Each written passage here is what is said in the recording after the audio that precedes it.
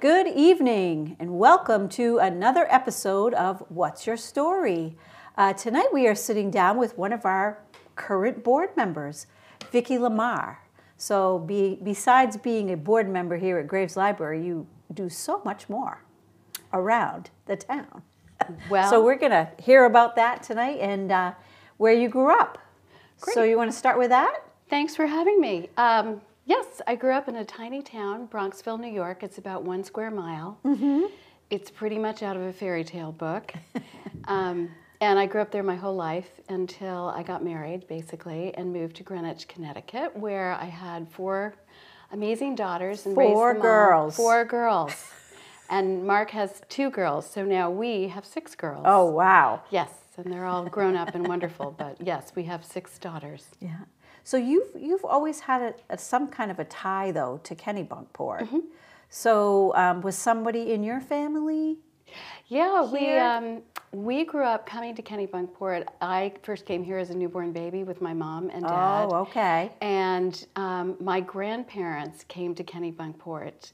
I think my grandmother used to come here when she was growing up. Oh, wow. She grew up in Manhattan and lived in the city, I think, on 5th Avenue.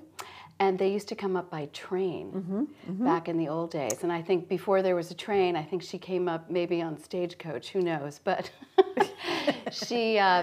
when she and my grandfather got engaged to be married, he bought the family compound that is now our summer home as a wedding gift. Oh, wow. Yeah, so there was a... How romantic. I know, amazing. He bought it during the Depression, I think, and so I think they probably got a sweet deal. Yeah. But, yeah, so there was a house that was called the Big House, which had a lot of bedrooms, and then there was a little house behind it called the Annex, where they had help, and that's where the help lived. Yeah. And then there was a barn that they actually had dragged up Haverhill Avenue that our house is on by horses. Wow. And deposited the barn opposite where the driveway ran through. So all of those buildings are still there today, just the help isn't there anymore. Wow. So, so being here so much, changes, you've seen lots of changes in this town. Yeah. Over the years. Yeah. Yeah. Oh, yeah. my. It's been amazing to see. But I would say with all the changes that have happened, the town still has its wonderful character and its wonderful small town feeling. And one of the things that Mark and I both love about coming to Kennebunkport and now living here full time is that the people that I knew growing up in the summer community, a lot of them are here now full time. So you really feel, for me, it feels like living in my hometown. Yeah. Yeah. But yeah, the town has changed so much commercially. I want to say back in the day when we were kids growing up and coming here in the summer, the town literally shut down on Labor Day. I don't think there was one restaurant or even a market open. Yeah. Colonial Pharmacy was always here. Yep. There was a grocery store, which is where Allison's restaurant is now. I can't remember the name of it, but it literally had a wooden floor with like sawdust. Not Wyman's. Wait, did it begin with a W? No. There was, so Wyman's, or... I'm thinking of a different spot. There was another store right where the T-shirt shop is, to the left of it, and that started with a W. Okay, yeah. That started with a W. I'm getting in, every day is a word search for me. But maybe it was Smith's Market, I don't recall, but... I bet we can find that in our Kennebunkport history books. I bet we could. We got lots of those. Should I make a pitch for those? No. You could, but that's okay. So when you gonna go back to where you grew up in New York, so school after that, or? Yeah, so I went to the same school. There was only one school in Bronxville, and it was kindergarten through 12th grade. So it was kind of cool. Wow. And that still is the situation now. Wow. We had the biggest grade in the history of the town of Bronxville. We had 100 kids in our graduating class. My gosh. So it was the kind of place where if you grew up there, you knew everybody in your grade. You probably knew their phone number. You totally knew where they lived. You knew their parents. You knew all their siblings. So it's funny because by the time you get to 12th grade, most of my class was like, oh, we are never coming here again. It is so boring. And then I went to my class reunion this past October.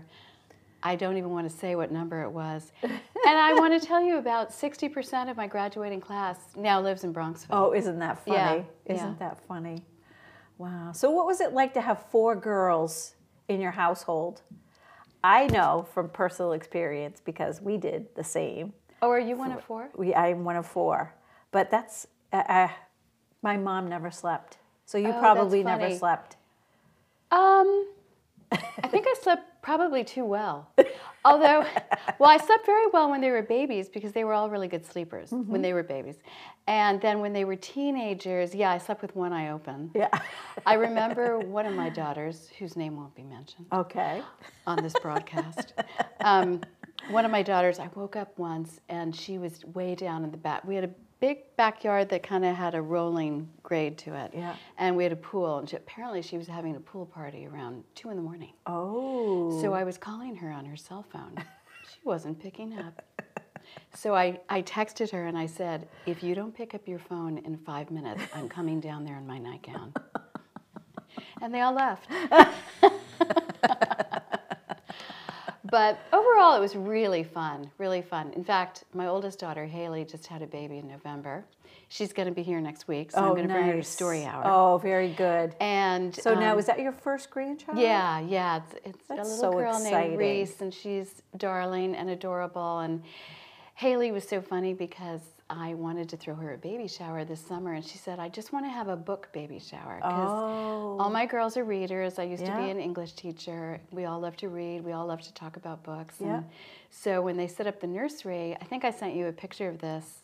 Yes, you I know did. I sent one to Connie. Yeah. Instead of a typical bookcase that you would have in a bedroom, she has like a book display case like you would have in a children's room. And it's really sweet. Yeah, that's really nice. Yeah. That's really. So what grade did you teach? I taught, in the beginning, I taught high school, and I think at the time I was about 26. Most of the students thought I was a student. Yes. I don't look that young now, but I taught 10th, 11th, and 12th grade. Wow. And then when I went back full-time after my girls were launched into school, I worked part-time in the college guidance office, and then I went back full-time as middle school, which I actually really enjoyed. Mm-hmm. They're still a little bit impressionable, and they are. They listen. Yeah, I really enjoyed it. They I have taught conscience. at an all-girls school. Oh, wow. Which was really, I felt like that was kind of my niche, my specialty, my wheelhouse. And I really love teaching 7th and 8th grade girls. Now, most parents would be like, God bless you for teaching our children.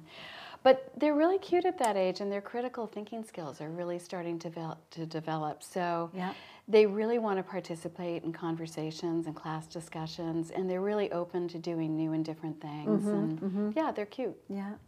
Do you have any advice for people wanting to be a teacher these days? I would say if you like children and you love education, and it depends too on your content area. Yeah. I was an English major in college, and I was the news editor of the college newspaper, and so I love to write, and I love kids of all ages, really.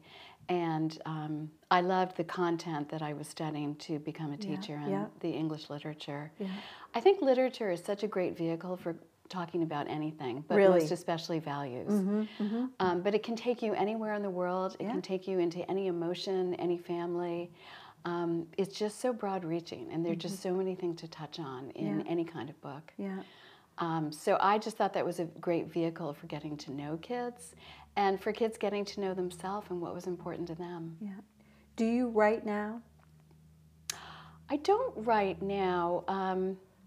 I did do a lot of, I actually worked as a young adult fiction editor when my kids were, I had 3 little kids and they were at home, and so I worked remotely. Yeah. This is way back when. I think I had a typewriter. But I would. You invented remote work. Exactly. I was one of the trailblazers. But yeah, I did. I would edit young adult manuscripts for books, which was kind of interesting. Yeah. But yeah, I've done a lot of writing in my past. And then when Mark and I got married, I moved to Charlotte, North Carolina, where he was living. Yeah. And I got together with a friend who wanted to start her own textile design company. So my friend Laura and I and 3 other gals started this company. And we started making fabric and bedding and all sorts of products that we Wow. made from the textiles that Laura designed from her artwork. Mm-hmm. And I basically was in charge of sales and marketing, and I did the copywriting for our digital advertising. And that's creative. You know, people don't think it's creative, but you have to be creative. Very to creative. Get the. And did you sell that everywhere? Did you sell your product? Yeah, everywhere? I mean, I want to say last year we did over $5 million in business. Wow. So I'm not with her any longer. When we got up here, I was working remotely, Yeah. and now I'm retired. Oh. But it was a really exciting, creative Wow. endeavor Yeah. to come in and actually be at a startup and actually start something. Yeah. Can you tell us the name? Yeah, Laura Park Designs. Okay. We'll have to look that up. They have a brick and mortar in Charlotte, North Carolina, Yeah. but they have an online presence. Oh, wow. And it's great. It's really, she's a beautiful watercolorist, and she basically digitizes their artwork, and then we laser print it onto cotton linen grounds. I had no idea that you did that. I'm Yeah. so glad we're sitting down and talking. It was super fun to do that because I had no idea what I was doing, so it was very creative. So, and that's really hard to, you know, when you're in a field like that, to, you know, you have to go to, did you have to go to any shows, like trade shows? Yeah, we did. Or different things like that? We did, yeah. You know a lot about what you're talking about. No, I don't. Yeah, we did go to trade shows. I never knew what a trade show was. Mm-hmm. I didn't know what the point of it was. So we did trade shows in Dallas, in Atlanta, in New York, Yeah. New York Now. Where else did we go? And High Point is a big trade show in North Carolina. And that, you know, that was a real kind of circus. But it was a great learning endeavor because you're in a trade show, you've got a booth set up about a quarter the size of this room, and you've got maybe 30 people coming into this tiny booth at the same time, and you may have there may be three of us there. Yeah. And we're, you know, taking orders, and we're using the square, and, you know, and I worked with a lot of young people, so they were far savvier than I was with any of the technology, and I had to really It's good to have them on board. Yes, very. But it was fun. I think doing new things is really good for your brain. Yeah. Is that why you play pickleball? Good for your brain? I don't know if it's good for my brain, but it's good for my spirit. So That's good. It's so That's much good. fun. So you are on our board of directors here at the library.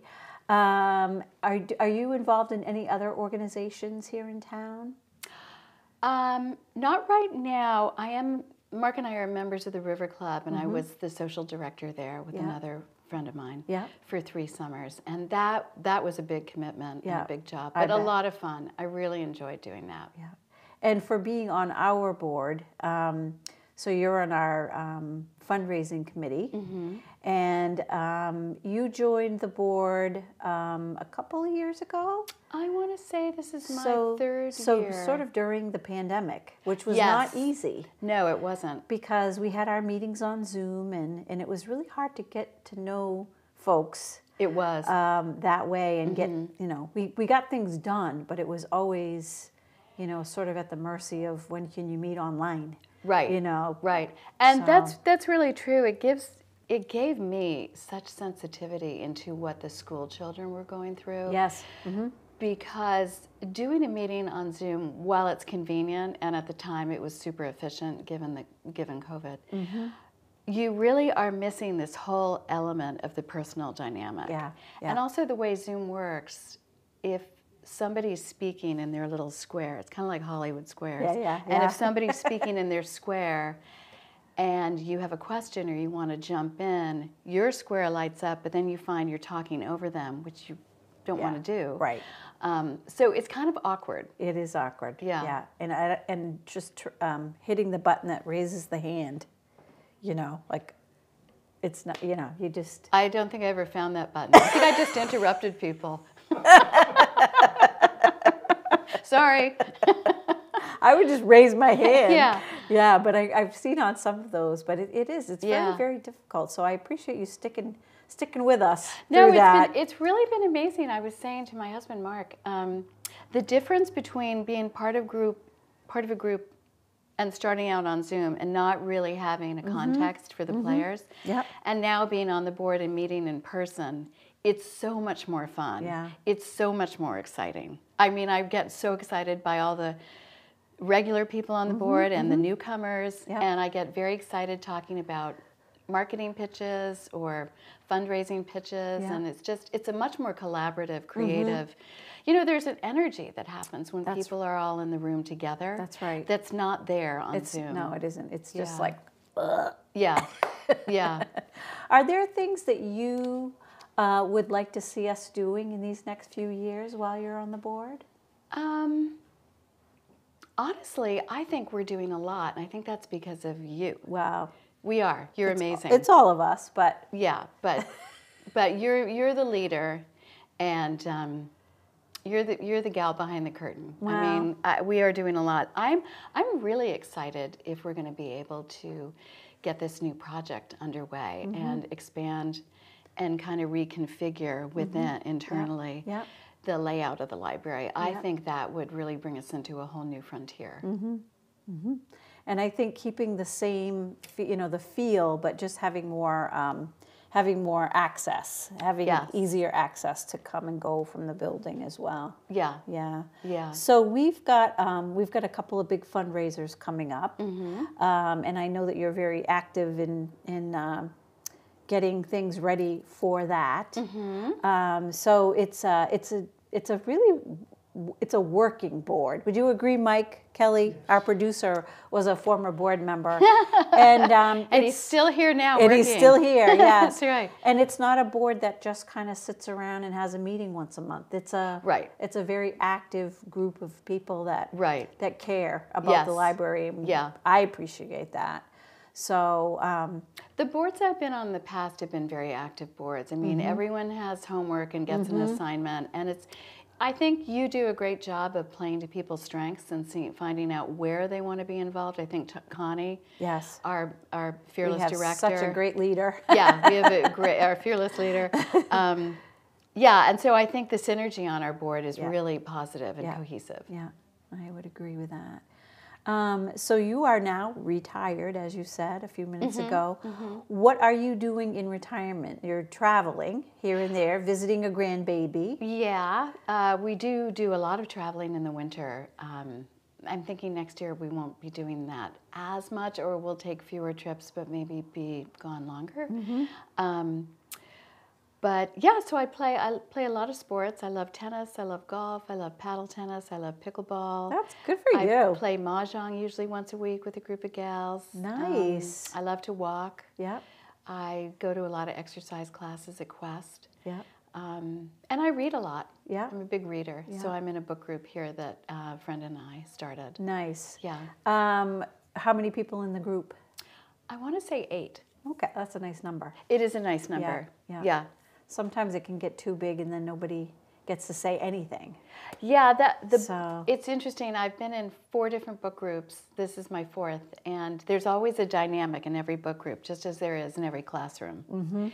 But this book group, I think, is exceptional because I think everybody is very in sync with and sensitive to sharing, but also letting others share. And people are very respectful of not overlapping or taking up too much oxygen. That's nice, because that sometimes can happen, and it really is a downer. Yeah. I found that during the pandemic, I want to say we met online a few times, but it was really hard. And I noticed that once we all got back into the room, everybody forgot their manners. Oh, really? So everyone was talking at once because we were all excited to see each other. Right. We were all excited to be participating again. Yeah. So, and we would have, it wasn't here, it was somewhere else. We would have like a little beverage in the evening, a little wine. So I held up a cork and I said, okay. Whoever has the cork gets to speak? Yeah. Yeah. Because it was just, we couldn't rein anyone in. Yeah. And we were all having the same problem because we were so excited to see each other. And we just sort of forgot how to be, among other people. And you can imagine what school teachers are saying. Like kids don't know how to work in a group, in a cooperative learning situation. So we had to pass the wine cork around. And sometimes we would just throw it at each other. So, so as we start wrapping up our conversation, we have like a little rapid fire. Okay. Okay. Do you have a favorite cocktail? Well, I'm kind of seasonally oriented. Okay, that's fine. In the winter, I love a bourbon old fashioned. Okay. Okay. Mike Kelly likes those too? I got the thumbs up. In the summer, I love a margarita or rosé. Yeah. And yeah, I'd say that. And then maybe if on a snowy evening, a glass of red wine. Oh, very nice. Okay, I think I've over answered there. It's okay. You asked for one. I came up with 4. I'm seasonal as well, so I get you. I get you. Do you have a favorite book?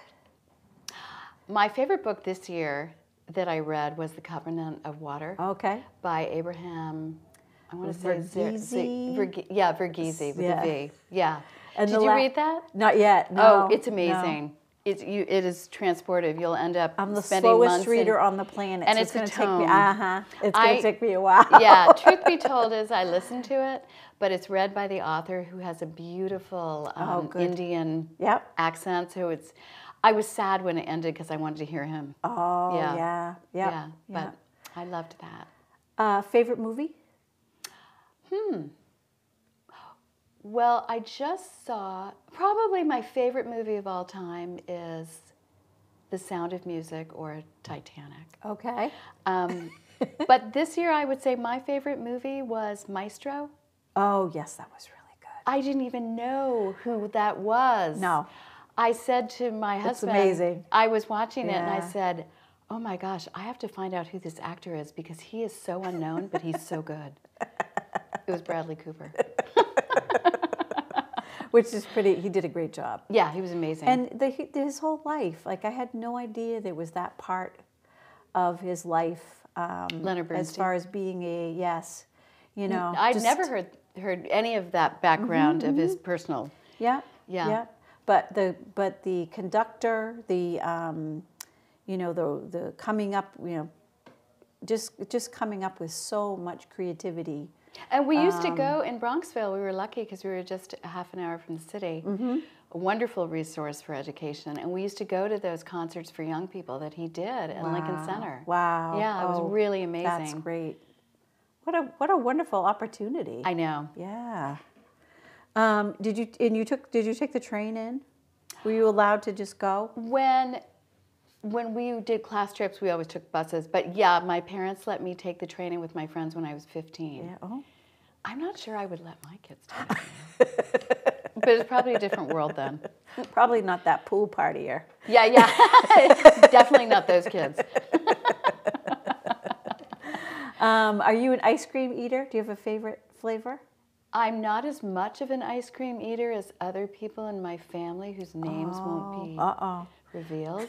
But I would say I love Cherry Garcia. Yeah, that's a good one. I just do. That's a good one. The other one is Butter Crunch by Friendly's. Okay. That is so good. I've been eating a lot of gelato more than ice cream. Gelato is delicious. Yeah, it's really good. Yeah, I fell in love with that when we went to Italy a couple of years ago. That's yummy. Speaking of Italy, favorite place in the world you've ever been? Probably the Amalfi Coast. Okay. That's beautiful. How long Paris. would you say, if somebody asked you, how long do you need? Like, say somebody that's sitting in the room with you wants to go to the Amalfi Coast. I'd say at least a month. Oh, okay. For sure. Okay. Gee. I don't know if I could get that much time off. It can be done in a week. Okay. But our dream is to maybe go to France or Italy next year. Yeah. We're kind of debating between Paris and Italy, but we're thinking Paris for a month, just to really be in one place and become French and live among. Yeah, exactly. So what did you like about? Well, probably you're going to say everything about the Amalfi Coast, but was there a favorite thing that you? The geography is just so amazing. Okay. It's all these beautiful little towns are carved into the side of these incredible mountains. And the houses are just chock-a-block one after another, all different colors. And then you're looking out at the beautiful Mediterranean Sea. And the Italians in particular are very welcoming and friendly and animated. And of course, their food, magnifico. Yeah, yeah. Yeah, so Do you it's speak really good. Italian? Not a word. Not a word. Si. Gelato.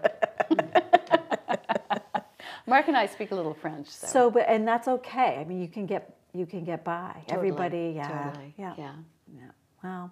I that's a mean, good maybe thing. if you were in the back roads of Italy, that might be a little tough. Yeah, But in a lot of the European cities, you can get yeah, by. yeah.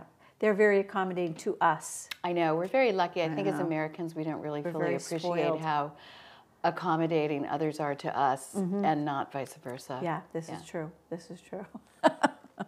Well, thanks so much for being on our show. Thanks for having me. And we hope to see you with that grandbaby in here for story time. That'll be exciting. Next week. Yes. Yeah. And also thank you for being on our board and taking so much time with us because, you know, we know that people are busy, but we appreciate all that you do for us. So, Oh, well, thank you. you. Thank it's you. It's an honor and a privilege, and it's also a lot of fun, so well, thank you. you make it fun. So You're the one. You're the fun meister. You're the you're fun. You're the fun one. So, yes, but thank you so much. Well, thanks, Mary Lou. And thank you all for being here. Thanks to our producer, Mike Kelly, for doing another show for us. And hopefully we will see you right back here next time for another episode of What's Your Story?